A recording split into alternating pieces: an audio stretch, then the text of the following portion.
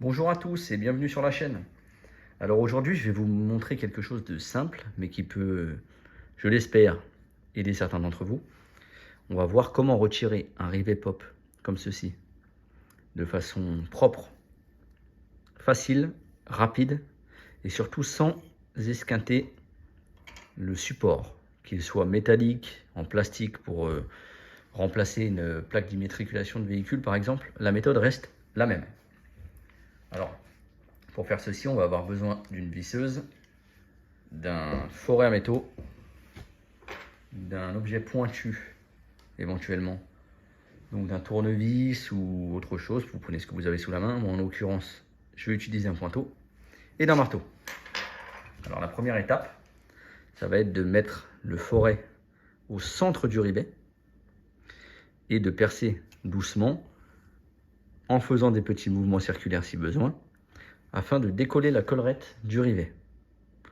Une fois que ceci sera fait, il y a deux possibilités. Soit la collerette va partir, mais le rivet sera toujours en place. Dans ce cas, on va utiliser le pointeau. Mais il se peut aussi qu'en enlevant la collerette, le rivet parte tout seul. Donc, on va voir ça tout de suite. On y va.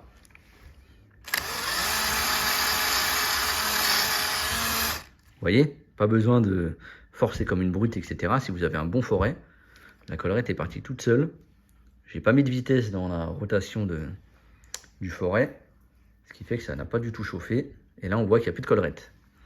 Par contre, c'est le parfait exemple. Le rivet, on voit qu'il est toujours en place.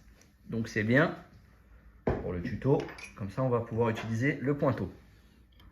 Donc le pointeau, on le prend, on le met au centre, attendez, du rivet. Et on vient tapoter délicatement pour faire tomber le rivet. Voilà.